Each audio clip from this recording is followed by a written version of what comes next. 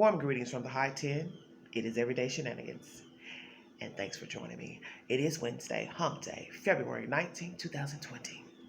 My movie of the week, my pick of the week, is a documentary streaming on the ID channel pertaining to Mr. Gary Ridgway. It is titled The Green River Killer, Mind of a Monster. Before I get into that said information, I want to bring you an update pertaining to his incarceration, and it's by Westward. I'm going to briefly go over this information. Gary Ridgway, America's most prolific serial killer out of Colorado. This was updated October 26, 2015. Earlier this year, we told you about Gary Ridgway, widely thought to be America's most prolific serial killer, being moved from Washington State, where the so-called Green River Killer committed most of his known crimes, to Colorado. Gary Ridgway is back in Washington after complaints, from loved ones of his victims. Meanwhile, an incident that recently involved Aurora Theater shooter James Holmes hints at the reasons Ridgway was moved in the first place. I'm just going to skim over this. In 2011, Ridgway pleaded guilty to killing Becky, his 49th victim by official law enforcement estimate. Mary Marrero was particularly incensed after learning that Ridgway had been placed in general population at a federal prison in Florence, something that wouldn't have been possible in Washington since he's so well known there. They believe he should be able to socialize, to get a job, Mary said at a press conference at the center of a report on View Below. I believe they are full of it. Costin, Washington, where Ridgway had to be accompanied by a security detail whenever he left his cell, were a key reason for the move, according to the documents obtained by the Seattle Times. Now, with the other article I read, because I'm skimming over this so I can cut my time,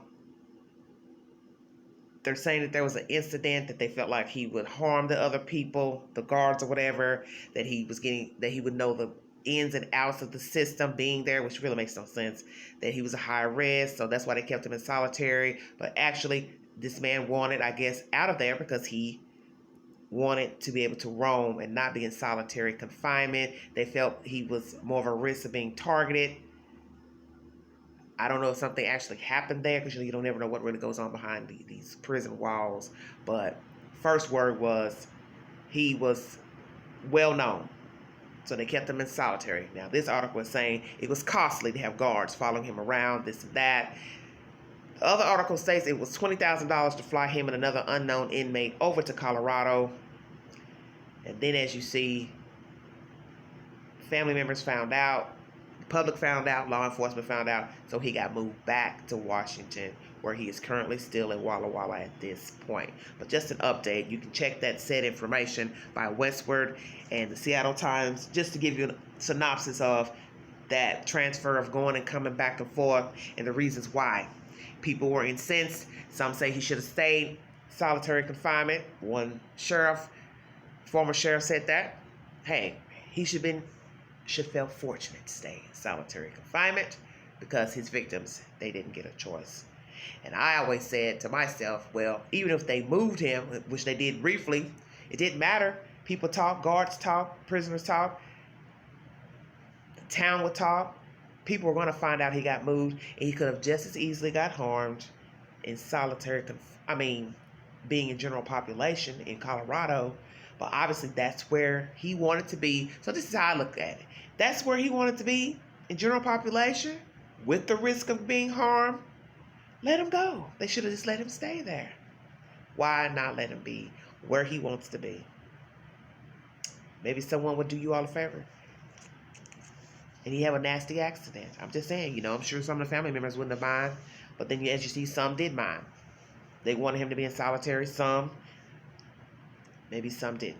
But the point is, he did get moved back. But my thing was, even if he stayed in Colorado with the second move, he could have easily been harmed. But as I state, that is where he wanted to be. But it didn't work out because of protests, whatever, from family members. So they moved him back. My commentary for The Green River Killer, Mind of a Monster.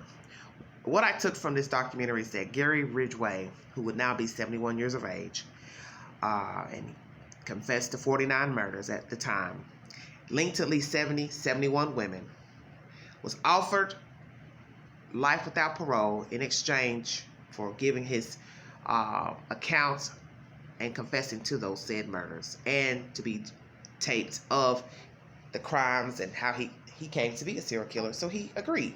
So as I stated, he is in prison, life without parole. He was very insecure. He was a lonely individual. You will see this when you watch the documentary. He did not have a lot of self-worth about himself. He was criticized by his mother, who he idolized and loathed at the same time. He watched this woman who he thought was beautiful. He said that she thought that of herself, that she was beautiful. But he also was sexually attracted to his mother and wanted to have sex with her. And in the same breath, he wanted to slice her. And those are his exact words. She did not rebel him like she did her other children, and he felt the indifference. He felt like he was socially inept. He felt like he was not an intellectual like other young people, children, his siblings, and he felt left behind. He felt outed, looking at these people from outside instead of an insider. He did also abuse animals. One friend told that in this documentary, that he reveled in abusing animals. And as most of you know who follow true crime and serial killers, that is one of the factors in men becoming serial killers. They partake in killing of animals. Okay. He was asked, how did he start killing women? What made him start killing women? Prostitutes. Those were his victims. Prostitutes, young women, runaways. He said when he was in the Navy, so probably 1970, a lot of the men were partaking with prostitutes for company. And he hooked up with one, with being advised by one of his other Navy friends, don't do it because they have diseases, blah, blah, blah. Well, he got burned by one of these young women. She gave him gonorrhea and syphilis. And from that moment on, he says that he had a hatred for prostitutes. So once back in the States, he started scrolling women in the early 80s, 1982, when the women started coming up missing, young prostitutes, runaways in Washington State. He would scroll a highway, Pacific Highway, south, looking for victims. And the place was known for women who prostituted in the said area.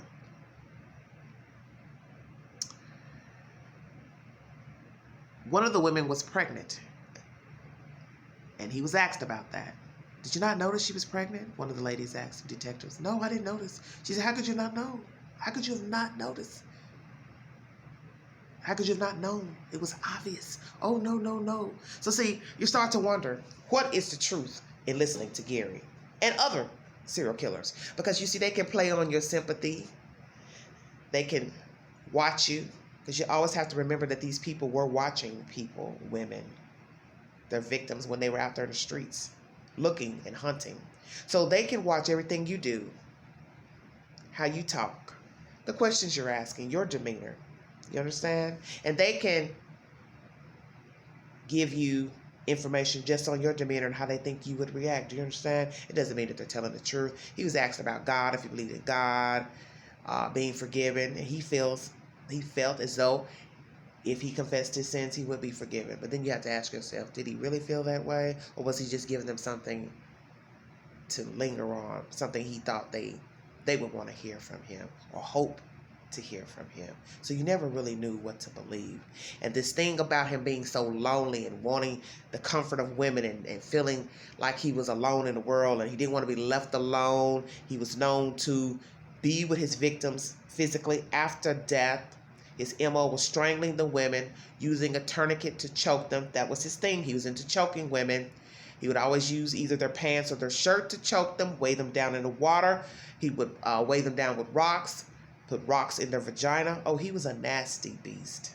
But see, it's contradictory to say, I felt lonely in the world, yet I would go out here and kill women because of what some prostitute did to me back in my days in the Navy, burning me with disease. And then you would go lie with the victims afterward, hold them, caress them, because you didn't want to be alone. That didn't make any sense to me. So I didn't know if I believed that or not. You come to your own interpretation when you watch the documentary because it's baffling. All the information is baffling. It's all get out. He was known to take at least 30 women to his home, which I didn't know that in the beginning of the documentary, but I learned it as I watched it. So imagine 30 women, young women, prostitutes, taken to his house, and he's murdered them in the bed, his bedroom, then taking them out by truck and disposing them into the wilderness, in the river. Maureen Malvo was 18 years of age. She was a Filipino girl. And I feel like there was some significance to her because I felt like he was given 2 diseases by a Filipino girl. So I could see him, having some significance with bringing her to his home. Because as I stated, I didn't even know he was bringing the women to his house, but that was revealed that he had brought at least 30 women to his home, to his bedroom, and murdered them. And the crazy thing about Maureen is that she was a Filipino girl. She was in the house one day when the cops stopped by to ask him about another missing young lady. And had he seen her, blah, blah, blah, he played it off. Oh, I don't know, you got the wrong guy. And the guy knew him, the cop. So he gave him a free pass and went on. Probably felt like, oh, I know this guy. He's not a killer. He's not a kidnapper. He's not a murderer. You understand what I'm saying? But lo and behold, on that fateful day, as he stands outside the gate talking to a cop about another missing young lady, one was already inside, getting ready to meet her fateful demise by Mr. Gary. She asked him, "Why are you doing this to me?" Did it matter? Of course not. Gary met a woman by the name of Judith. Now, let me backtrack. He had been married 2 times, had a son by the second wife, met another woman along the way named Judith. He was 36, she was 41, and this was in 1985, so a little time up from when the first murder started in 82, around that time, when the first body came to be found. So he meets Judith, 85, they partake, date. He loves her. He cares for her. She cares for him. This is what is said in the documentary. So he stopped killing because he met someone. He finally felt love. He didn't feel alone anymore. This is what he always wanted, was the company of someone. Wanted someone to be with him, in his home, living with him. So he was a very lonely creature. He is a lonely creature. But his thought process still was on those women. They married shortly, a couple years later, around 89, married in a neighbor's yard. And shortly after marrying her, 1 month to 6 weeks in, after the marriage to Judith, he starts back killing. Not at the rate he was, because Mr. Gary was a busy bee. He was killing at a rate of about 4 women a month. Now that's a lot for serial killers. Because some would go like every other month, every few months. But Gary, had an appetite for killing. He will tell you that. He enjoyed choking, strangling women. That was his M.O. So he's got this facade playing happy house with Miss Judith. Shortly after marrying her, he is partaking back up to killing women. One woman by the name of Rebecca, she escapes. And she's able to later down the road give the said information to the cops and describe the man who tried to kill her. And we later find out in the documentary that the reason Rebecca was able to get away is because Mr. Gary's pants were at his ankles and he wasn't able to run, I guess. So she was able to escape him. And she is one of the lucky ones. And he did remember her. And he gave, his reason for how she got away. He said he was not ready to kill her. Very interesting. The fact that he partook with the women after death, wanting to hold them and lay with them. As I say, it's sickening and crazy, because in my right mind, I'm thinking, how can a man even go out to kill someone when he eventually got with a woman that he said loved him and he loved her, Miss Judith?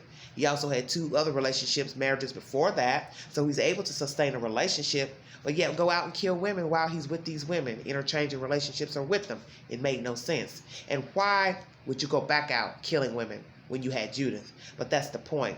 The appetite was always there. with Judith, with the other women, wives.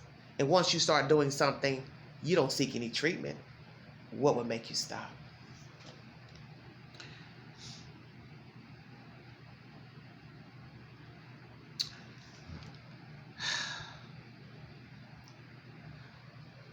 In 1982, in May, he was arrested for solicitation of prostitution, Mr. Gary.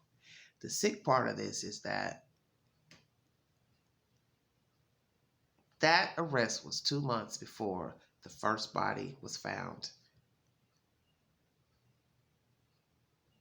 linking him as the Green River Killer. So imagine, all along, they had a suspect and didn't even know it. But of course, you're in a time where there was no DNA, early 80s. And they're out here wandering, trying to find the killer.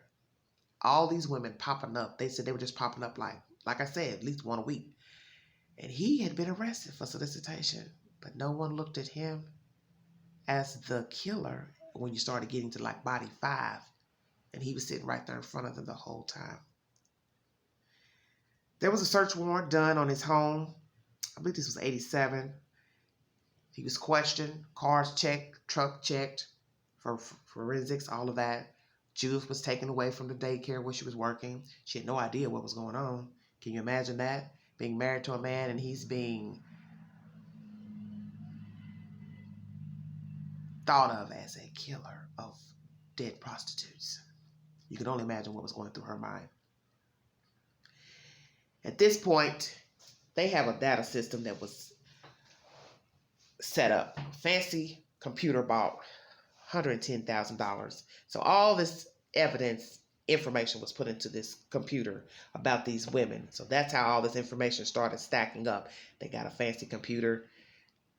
The women's information was put in. But as I state, with that search, nothing was found on Mr. Ridgway, so he was let go. Now, Detective Haney was adamant that they had the right guy when they did that search, but came up empty.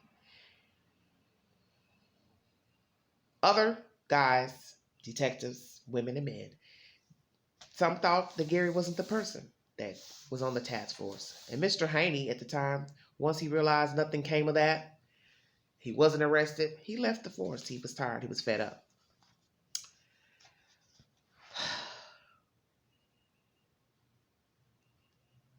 He couldn't stop killing. He's with Judith. He's killing at a slower rate now. And he admits he did not want to stop killing. And that's the sad part. He has a mate. He has a wife. They're playing happy family. She has no idea what's going on. And he's still resuming killing. And I always think about that. The look on that woman's face. Just the first time being questioned about this. And then you will see in the documentary when reporters finally reach her, when he has been arrested for the said crimes.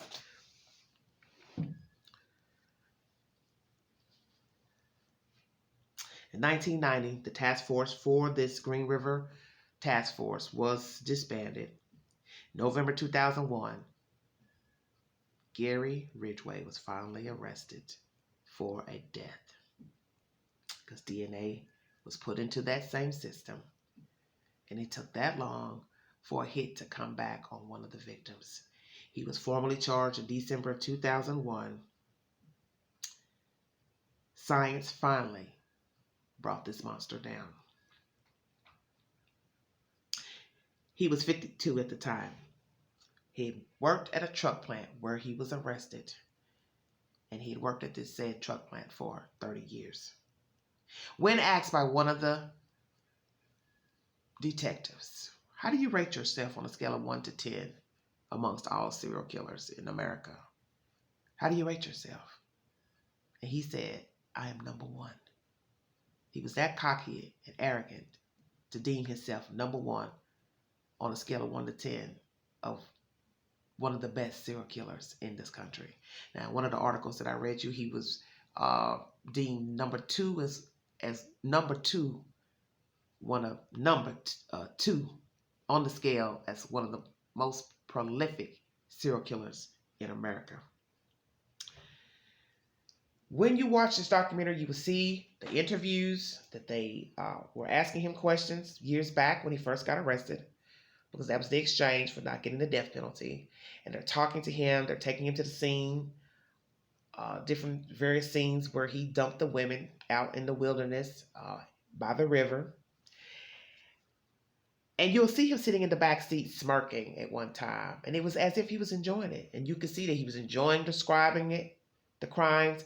He was enjoying what he did to the ladies, what he did after with the bodies when they were deceased, involving himself in necrophilia, that's having sex with a dead corpse, lying with them, holding them, hugging them, is what he said, which is sick to me.